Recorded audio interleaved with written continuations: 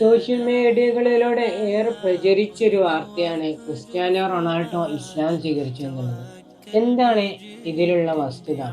ശരിക്കും ഇസ്ലാമിലേക്ക് Cristiano Ronaldo വന്നിട്ടുണ്ടോ, ഇസ്ലാം സ്വീകരിച്ചിട്ടുണ്ടോ എന്നുള്ളത് നാം മനസ്സിലാക്കേണ്ട ഒരു കാര്യം തന്നെയാണ്. ബീവേർ അബ്ദുള്ള എന്ന് പറഞ്ഞിട്ട് ക്രിസ്ത്യാനോ റൊണാൾഡോയോട് ഏറെ സാദൃശ്യമുള്ള ഒരു മൊറോക്കോക്കാരനുണ്ട്. അദ്ദേഹം മക്കയിലേക്കും മദീനയിലേക്കും വരികയും അവിടെയുള്ള കാര്യങ്ങളെല്ലാം അതല്ലെങ്കിൽ തൻ്റെ പേജുകളിലൂടെ അവിടെയുള്ള ഫോട്ടോസ് വീഡിയോസുകളായിട്ട് അദ്ദേഹത്തിൻ്റെ മുഖസാദൃശ്യമുള്ള അദ്ദേഹം ചെയ്തതായിട്ട് നമുക്ക് കാണാവുന്നതാണ്.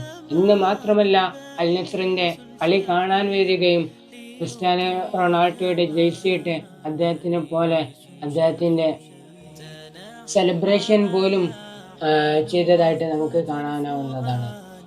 അതുപോലെ ക്രിസ്ത്യാനോ റൊണാൾഡോ ഇന്ന് സ്ഥിതി ചെയ്യുന്നത് എന്നുള്ളത് അൽ നസ്ർ എന്നുള്ള സൗദി ക്ലബിലാണ്. അത് കാരണമായിട്ട് അദ്ദേഹം അറബി വാക്കുകൾ ഉച്ചരിക്കാം, ഇന്ന് മാത്രമല്ല സലാം പറയാം, അവരുടെ വേഷം ധരിക്കാം എന്നുള്ളതെല്ലാം യോജിപ്പിച്ചിട്ട് ക്രിസ്ത്യാനോ റൊണാൾഡോയുടെയും അതുപോലെ ഈ ബീവിയർ അബ്ദുള്ള എന്നുള്ള ക്രിസ്ത്യാനോ റൊണാൾഡോയുടെ മുഖസാദൃശ്യമുള്ള അദ്ദേഹത്തിൻ്റെയും പേജുകളിൽ നിന്ന് ചിലത് രണ്ട് രീതിയിലും കൂട്ടിച്ചേർത്തിട്ട് പല വീഡിയോസുകൾ ഉണ്ടാക്കിയിട്ട് ക്രിസ്ത്യാനോ റൊണാൾഡോ ഇസ്ലാം സ്വീകരിച്ചതാണെന്ന് കള്ളപ്രചരണം നടത്തുകയാണ്.